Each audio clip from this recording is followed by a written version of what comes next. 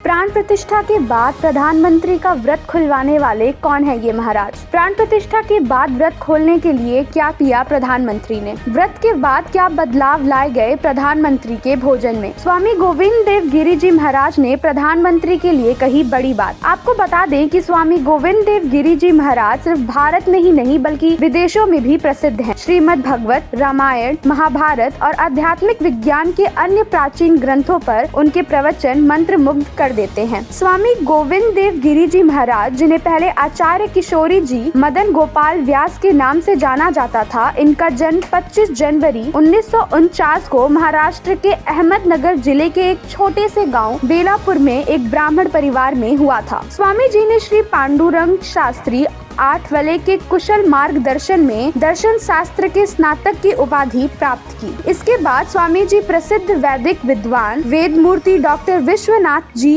देव के प्रबुद्ध मार्गदर्शन में वेदों, उपनिषदों और प्राचीन भारत के अन्य ग्रंथों के आगे के अध्ययन के लिए भारत की आध्यात्मिक राजधानी वाराणसी गए और दर्शनाचार्य की प्रतिष्ठित डिग्री हासिल की। स्वामी जी लगभग 50 वर्षों से श्रीमद् भगवत, रामायण, महाभारत, ज्ञानेश्वरी, दास बोध, योग विशिष्ट, श्री देवी भागवतम, शिव पुराण, हनुमान कथा, बुद्ध कथा आदि पर प्रवचन दे रहे हैं। तमिलनाडु में कांची कामकोटि पीठ के प्रमुख परम पावन श्री जयेंद्र सरस्वती के आशीर्वाद से स्वामी जी को पवित्र शहर हरिद्वार के तट पर परम पावन स्वामी सत्यमित्रानंद गिरी जी द्वारा परमहंस संन्यास की दिशा दी गई। 30 अप्रैल 2006 के शुभ दिन पर गंगा नदी पर अपने संन्यास के बाद स्वामी जी, जिन्हें पहले आचार्य किशोरी जी व्यास के नाम से जाना जाता था, अब औपचारिक रूप से श्री गोविंद देव गिरी जी महाराज कहलाते हैं। 11 दिन के विशेष अनुष्ठान के बाद जब प्रधानमंत्री का व्रत श्री गोविंद देव गिरी जी महाराज ने खुलवाया तो उन्होंने इसके लिए एक विशेष घोल देने का फैसला लिया था, जिसमें नींबू के दाने में शहद की कुछ बूंदें थी। लेकिन प्रधानमंत्री ने रामलला के पास रखा अमृत चना ग्रहण कर अपने व्रत खोलने के लिए कहा तो महाराज जी ने ये बात मीडिया के आगे रखी। आप भी सुने।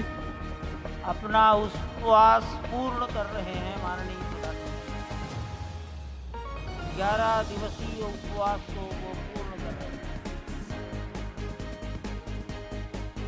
स्वामी जी ने कहा, जब मोदी जी को अमृत चना दिया तो प्रधानमंत्री ने धीरे से कहा, पिलाओ ना। ये सुनते ही श्री गोविंद देव गिरी जी महाराज भावुक हो गए। श्री गोविंद देव गिरी जी महाराज ने प्रधानमंत्री मोदी की माता का जिक्र करते हुए कहा, नासिक से आरंभ किया, गुरुवायूर गए, श्रीरंगम गए, रामेश्वरम गए, इन सारे स्थानों पर जाकर के वहां के परमाणुओं को लेकर के और पूरी भारत माता के हर कोनों में जाकर के मानो वे निमंत्रण दे रहे थे कि आइए दिव्य आत्माओं, अयोध्या पधारिए और हमारे राष्ट्र को महान बनाने के लिए आशीर्वाद कीजिए।